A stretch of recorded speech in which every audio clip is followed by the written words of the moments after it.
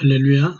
지난주까지 사도 바울의 의식의 상황화, 그리고 설교의 상황화, 메시지 상황화 이런 것들을 공부했는데, 오늘부터 이제 몇 주간 한 주간 적용 차원에서 먼저 오늘은 의식의 상황화의 현대적인 적용을 한번 같이 나누고자 합니다. 먼저 의식 가운데서는 통과의례가 있고요. 통과의례의 중요성과 의미들, 그 가운데서 일상적인 통과의례들, 기독교적인 통과의례들을 공부하고, 또 통과의례가 아닌 일반적인 여러 많은 의식들이 있는데, 일상적 의식들과 기독교적 의식들을 어떻게 복음 안에서 상응할 것인가 하는 것들을 같이 잠시 생각해 보겠습니다. 통과의례가 무엇인가? 어떤 의식을 통과하기 전에 전과 후에 비포와 애프터의 사회적인 인정과 삶이 달라지게 되는 그런 의식을 가리키죠. 각 문화와 공동체에 따라서 다른 통과 의례가 있으며 그 의미도 각각 다르다고 하겠습니다. 세례는 유대의 에세네 공동체에서 일정한 준비 기간 후에 에세네 공동체의 정식 회원으로 받아들여지기 위한 통과 의례였습니다. 그것을 예수님께서 받으셔가지고 모든 믿는 자에게 세례를 주라고 분부하셨습니다. 너희는 가서 모든 족속들에게 세례를 주고 내가 너희에게 분부한 모든 것들을 가르쳐주게 하라 그랬습니다. 세례를 통해서 그리스도인이 되게 되는 것이죠. 하나님 밖에 있던 사람이 하나님 안으로 영접되어서 하나님의 자녀가 되는 것을 선포하는 것이고, 그리고 교회의 정회원이 되게 되는 그러한 중요한 통과 의례라고 보겠습니다. 또 결혼식 같은 것은 그 이전엔 각각 남녀가 각각 따로따로 자신의 삶을 싱글로 살다가 결혼 예식을 통과함으로써 이제 부부라고 하는 사회적으로 인정받는 그러한 한 커플이 되는 것이죠. 한국 사회에서는 가정을 이룬 성인으로 받아들여지는 경우가 많습니다. 물론 만 20세에 성인 되지만 한국에서는 성인이라고 하는 그 인식, 이것이 사실 가정을 이룰 때 굉장히 많이 달라지는 것을 볼 수가 있습니다. 성인이라고 할 때는 사실상 그 선거권, 투표권만 있는 것이 아니라 자신의 삶에 대한 자기 책임, 또 경제적인 독립 이런 것들을 다 포함하는 것이기 때문에 일반적으로 가정을 이뤘을 때 성인으로 받아들여진다 이렇게 볼 수가 있습니다. 또 일상적인 통과 의례들이 있는데 먼저 성인식, 또 결혼식을 앞두고 양가서 만나는 상견례, 또 약혼식, 또 장례식, 입학식, 졸업식 이런 것들이 다 일상적 통과 의례고, 군대 같은 경우는 군대 입소식을 통해서 전에는 일반 사회인이었지만 입소식을 함으로써 군인이 되는 것이죠.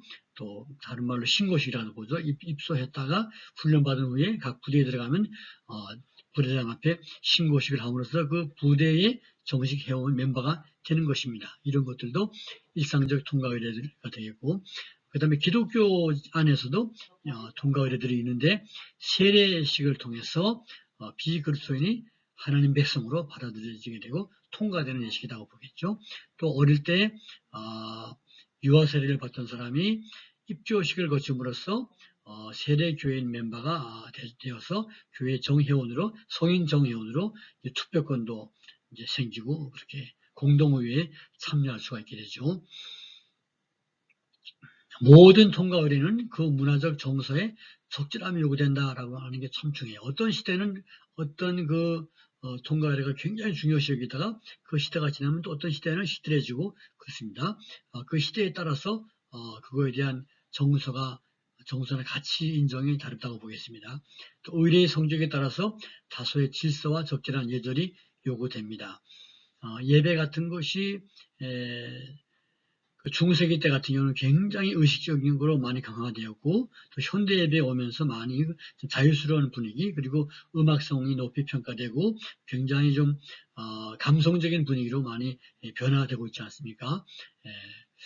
그 세례식 같은 경우도 강에서 하는 경우도 많고, 특히 침례교에서 그렇게 많이 하죠.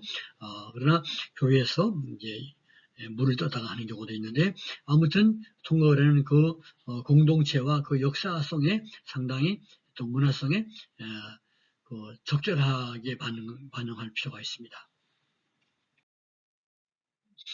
그 다음에 통과의례가 아닌 일반적인 의식들이 또 우리 사회생활에 많이 있습니다.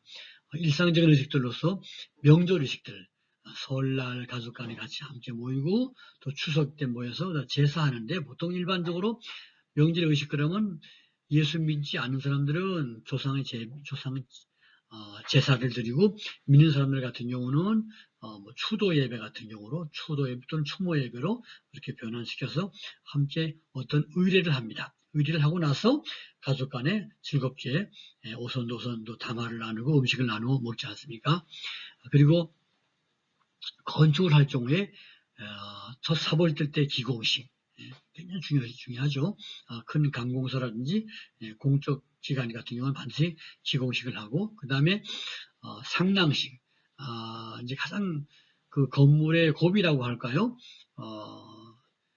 옛날에는 이제 대들보를 얹을 때 상랑식을 했는데, 요즘은 대들보가 없으니까 보통 스랍을 치고 나서 잠시 스랍가 굳을 동안에 상랑식을 합니다. 그것은 가장 중요한 건축의 중요한 부분을 했기 때문에 인부들이 쉬면서 과거에는 뭐 예배를 드리는다거나 또 돼지머리 앞에 고사를 지낸다거나 뭐 그런 경우가 많이 있었고, 또 그날 이제 하루 쉬면서 인부들 중간 밀렸던 품값도 받고 막 그렇게 많이 했습니다. 그래서 보통 건축업자보다도 인부들에게 상당히 굉장히 중요한 의식으로 생각이 되어졌죠. 그 다음에 건축이 다 완공된 후에는 준공식을 하죠.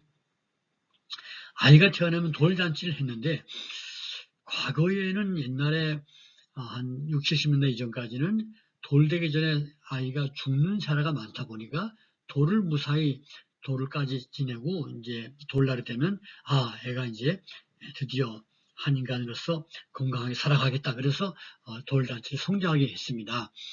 사실 태어났을 때 잔치에 마땅하지만 1년을 무사히 지내고 돌잔치를 했는데요. 요즘은 많이 이제 일반적으로 그렇게 죽는 사례가 없다 보니까 그렇게 크게 하진 않은 것 같아요. 그래도 뭐 가정의 기쁨으로써 첫 번째 생일날을 많이 크게 기뻐합니다. 국경일, 8.15 강복절을 비롯한 여러 가지 국경일 경축 행사들, 각종 파티가 있고요.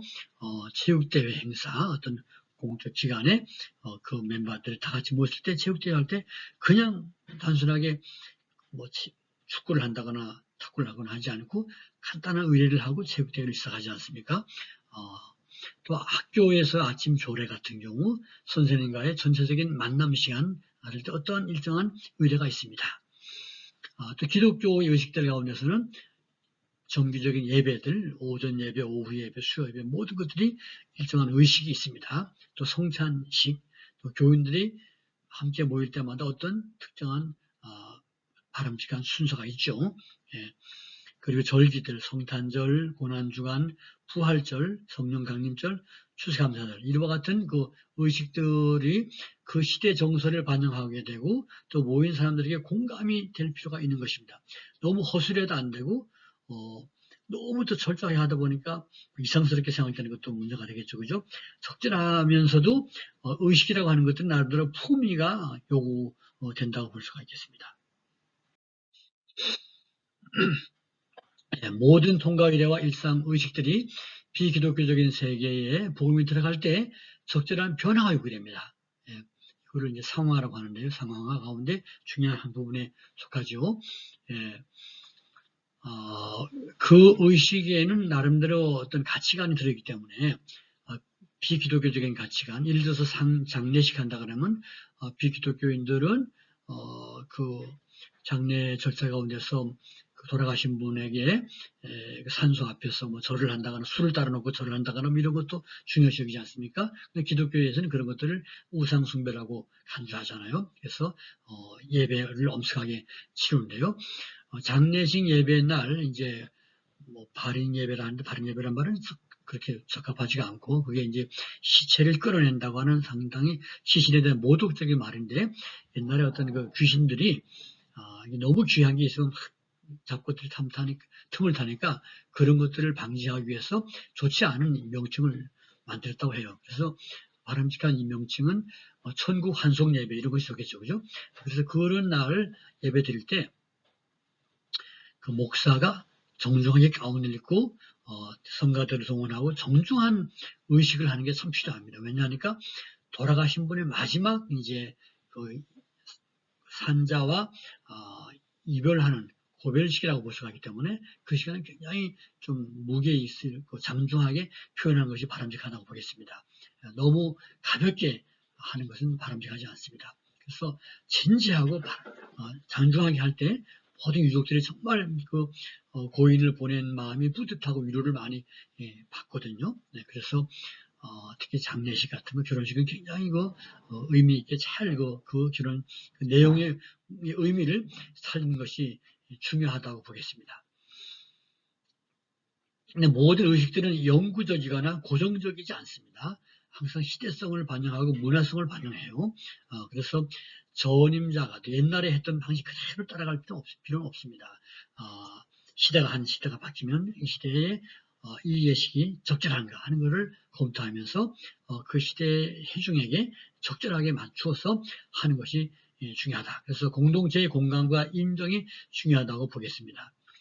바울은 할례가 특별히 유대인들에게는 정말 목숨 걸고 지켜야만 되는 중요한 것들로서 하나님의 언약이기 때문에 그렇게 이해가 되지만 헬라 세계나 로마 문화권에서는 굉장히 그것이 혐오스럽기 때문에 바울이 그걸 너무나 자기 자신들이 잘 알았기 때문에 평생 정말 목숨을 걸고 그 할례의 부당성을 주장하고 예수 그리스도를 믿음으로 말미암아 예수 안에서 죄 사함받음으로 말미암아 우리가 다 해결되었고 할례는 마음에 있는 것이다 라고 강조했던 것입니다. 그래서 평생을 이제 할례라고 하는 의식과 싸우고 이제는 예수를 믿는 사람들에게 세례 주는 것으로서 그리스도의 세계로 하나님의 세계로 들어오는 것으로 바꿔지게 됐다 우리가 볼 수가 있겠습니다. 물론 세례를 세우신 분은 예수님이지만 할례를 부당하게 여기고 할례를 거부하고 세례로만 이렇게 매교 자리매김하게 된 것이 바울의 공헌이 아닌가 생각합니다. 어떤 의식이 무의미해지거나 어떤 시대가 되면 과거에는 굉장히 중요시 여겼던 의식이 시대가 지나가면 무의미해지는 경우가 또 많이 있어요. 그래서 그렇게 되거나 또 공동체원들에게 더 이상 의미가 받아들여지지 않고 소홀히 되어질 때 그 의식은 사라지거나 변화시켜야 됩니다. 예. 그래서 우리가 많은 부분에 기독교 안에서 많은 부분에서 그런 부분들을 잘 목회자는 고려할 필요가 있습니다. 구체적인 예를 들면서 한번 생각을 해볼까요? 여러분들 한번 이걸 좀 생각하셔가지고 여러분들께서 영상을 만들어서 함께 나눌 수 있으면 좋겠습니다. 기독교 예배 의식에 대해서 먼저 예배의 시간 문제. 옛날은 당연히 주일 오전 예배 시간 11시다. 이런 고정관념이 굉장히 많이 있었는데요. 그럴 필요가 없죠. 그 한인교회가 처음에 개척할 때 미국인 교회 예배당을 빌려가지고 할 때 오후 예배 오후에 4시나 3시에 이때 하는 경우가 많았죠. 지금도 한국에서 한국 예배당을 빌려가지고 외국인들이 어떤 공동체가 예배 드릴 때 오후 1시나 2시에 한국교회 예배가 없을 때 하기도 합니다. 이렇게 예배 시간이라고 하는 것은 고정적인 어떤 시간에 해야 된다고 하는 법이 없죠. 예배 시간 문제, 예배 패턴 문제는 마찬가지요. 찬양을 예배 전에 할 것인가, 예배 중간에 할 것인가, 예배 시작 때에 과거에 늘 종을 땡 쳤는데요. 그리고 요즘도 그를 종 치는 것이 지나간 것 같습니다. 또 목사가 가운을 입어야 되느냐, 입을 필요가 없냐. 종교 개혁 정신에 충실하기 위해서 가운 같은 외적인 요소에 의지하기보다는 하나님 말씀의 권위를 살리기 위해서 강단에 설 때 그냥 양복 차림으로 평범하게 이렇게 서는 그런 것이 이제 한 교단에서 많이 보수 교단에서 파급됐죠. 그렇지만 이제 그것이 여러 가지 다른 문제성을 야기하기 때문에 그냥 그 교인들이 예배에 진지하게 참여하기 위해서 주일 오전 예배는 가운을 입는 경우도 많이 있고 그렇습니다. 목회 철학이 중요하고 또 그 정서, 교우들의 정서도 감안하는 것이 중요하고 또 교우 정서만이 아니라 선교 지향적이라 한다면은 교회 바깥의 사람들은 어떻게 생각할까 여러 가지를 고려해서 가운을 입을 것인가 말 것인가 가운을 어떤 방식으로 할 것인가 이것도 중요한 거라고 보겠습니다. 또 각종 예배들 수요일 옛날에 원래 기도회였어요. 거긴 수요 기도회인데 언제부터인가 한 80년대부터 수요 예배라고 바뀌었는데요. 수요 예배가 될 것이냐 기도회를 할 것이냐 이런 것. 또 주일 오전 예배 오후 예배 스타일을 어떻게 할 것인가 이런 것들을 굉장히 이게 고정적인 것이 아니에요. 어떻게 해야만 된다라고 하는 법이 없습니다. 또 성찬식도 마찬가지입니다. 성찬식의 방식의 문제도 많이 이제 고려할 필요가 있는데 제가 어떤 교회에 갔는데 예수님을 상징하는 것이니까 한 떡에 참여하고 한 잔에 참여한다. 그래가지고 한 예수의 피를 상징한다. 그래서 큰 대접에다가 포도주를 넣고 그리고 온 교인들이 한 모금 마시고 종이를 닦고 이렇게 진행하는데 좀 아마 옛날엔 통했어요. 여기. 근데 요즘 굉장히 위생관념이 철저하다 보니까 좀 꺼림직하게 받아들여진 것이 많이 있는 것 같아요. 그런 교회를 봤는데 그러다 보니까 어떤 새신자가 왔다가 그냥 그날 성찬식 참석하지 않고 자리를 뜨는 것도 보았습니다. 중국의 어떤 삼자교회 갔더니 성찬식 하는데 잔을 다 받고 나서 바로 마시지 않고 모든 교인이 가 있어. 다 그대로 있고 그러다가 다 같이 일어나서 한꺼번에 이렇게 잔을 높이 들고 한마디 외치더라고요. 그래서 영광을 위하여 주님 감사합니다. 이렇게 감사를 표하고 또 영광을 올려드리고 그렇게 잔을 마시고 또 떡을 대고 그렇게 하는 걸 보았습니다. 이런 예식들은 문화권마다 또 공동체마다 다를 수가 있는데 목회자 그런 면에서 교단의 규례 예배 모범 같은 것도 참고하면서 현대 우리 회중들에게 가장 적절한 것이 어떤 것인가를 연구하고 그렇게 할 필요가 있습니다. 그리고 의식만을 그냥 향하게 되면 참석하는 분들은 그 의식의 의미가 뭔지를 알지 못한 채로 하는 경우도 있기 때문에 간단하게라도 반드시 의미를 말해주는 것이 필요하다고 봅니다. 구조자 예배로 유명한 교회가 윌로우 크릭 커뮤니티 교회죠. 조금 요즘 이제 다른 목사님이 이제 은퇴하셨기 때문에 시틀렸지만은 시카고의 윌로우 크릭 커뮤니티 교회가 믿지 않는 사람이 처음 교회에 올 때 사실 문턱이 높아요. 그래서 그 문턱을 제거하고 쉽게 접근하기 위해서 굉장히 다양한 방식의 구조자 예배를 특히 토요일 날 드는데요. 토요일 오전에 제가 한번 갔더니 그날 거의 10,000명 정도 모였더라고요. 굉장히 많이 모였고요. 그 다음날이 시카고 불스 팀과 인디아나 팀이 이제 럭비 팀이 마지막 결승전 하는 날인데 온 미국에서 미국 전역이 굉장히 미식 축구를 중요시 여기고 인기가 높기 때문에 온 시민들이 거기에 관심이 많습니다. 근데 그 전날인데 결승전이 바로 전날인데 토요일 날 모였을 때 찬양 단원들이 다 미식 축구복을 복장을 하고 럭비공을 하나씩 옆구리에 끼고 입장을 했어요. 그리고 찬양을 하고 그리고 이제